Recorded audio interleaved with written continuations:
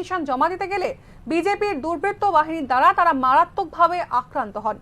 এই অভিযোগ করেছেন সিপিএম পার্টির রাজ্য সম্পাদক মণ্ডলের সদস্য প্রাক্তন বিধায়ক সুধন দাস। এই আক্রমণের কিছু ছবি ইতিমধ্যেই আমাদের কাছে এসে পৌঁছেছে, একবার চোখ রাখবো সেদিকে।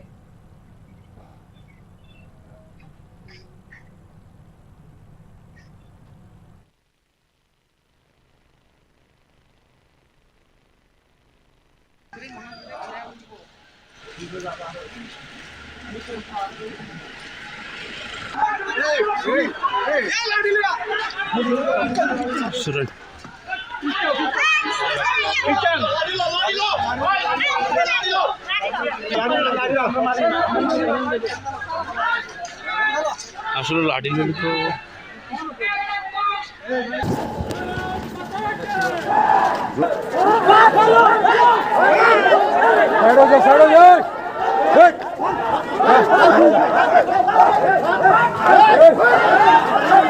নমিনেশনে বাধা দানকারী বিজেপির বিরুদ্ধে বাধা দেওয়ার প্রতিবাদে রাস্তা অবরোধ চলছে। প্রার্থীদের আক্রমণকারীদের বিরুদ্ধে প্রার্থীদের আক্রমণ করে পঞ্চায়েতে রোখা যায় না। পঞ্চায়েতে প্রার্থী দেওয়া থেকে বাধা দিয়ে সিপিএমকে দুর্বল করা যায় না। রাস্তা অবরোধ চলছে। রাজ্যে অবিলম্বে গণতন্ত্র ফিরিয়ে আনতে হবে।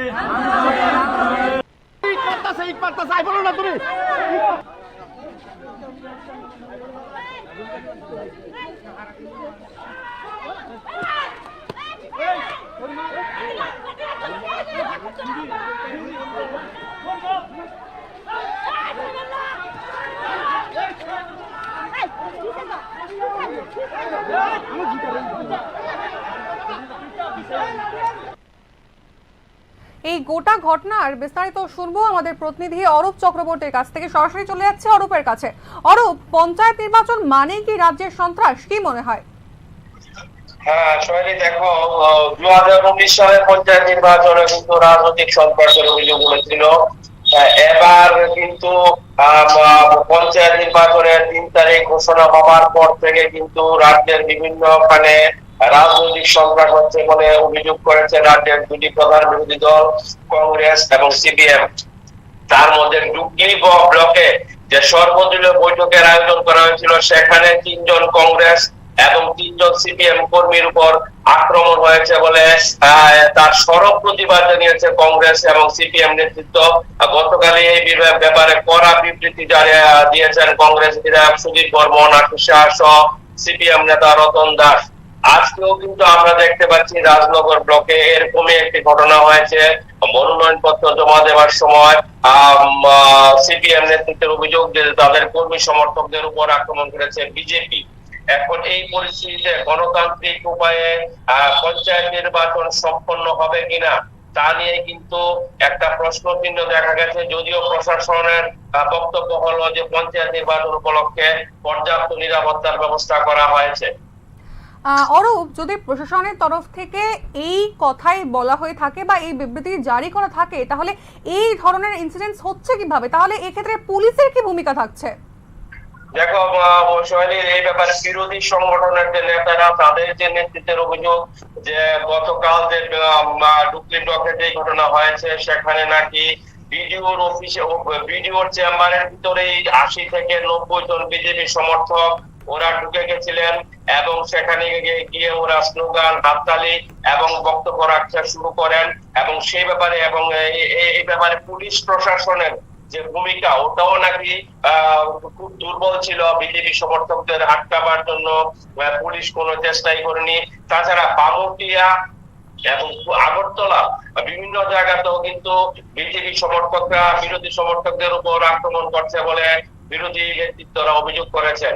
এখন একটি গণতান্ত্রিক প্রক্রিয়াকে শান্তিপূর্ণ উপায়ে সম্পন্ন করতে গেলে, শেষ করতে গেলে কিন্তু পর্যাপ্ত নিরাপত্তার ব্যবস্থা করতে হবে।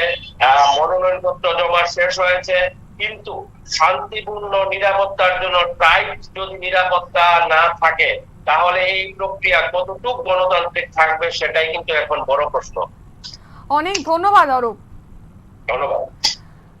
এখন এই ঘটনার মূল অভিযোগকারী প্রাক্তন বিধায়ক সুধন দাসের কি প্রতিক্রিয়া শুনব।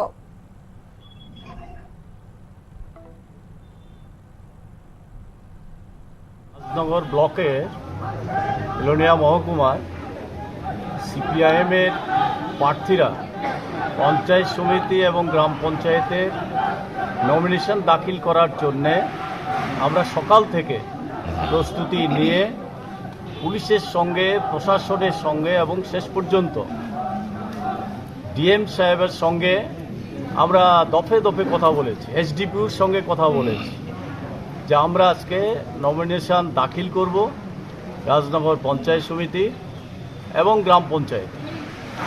এই অবস্থায় বিজেপি দুর্বৃত্তরা রাজনগর স্কুলের সামনে আমরা যে রাস্তা দিয়ে যাব সেখানে অন্তত 100 দুর্বৃত্তরা একত্রিত হয়ে জমায়েত হয়ে আছে। পুলিশকে বারবার বলার পরেও তাদের সম্পর্কে কোনো ব্যবস্থা গ্রহণ করেনি। শেষ পর্যন্ত পুলিশ বলেছে আপনারা আসুন, আমরা আছি।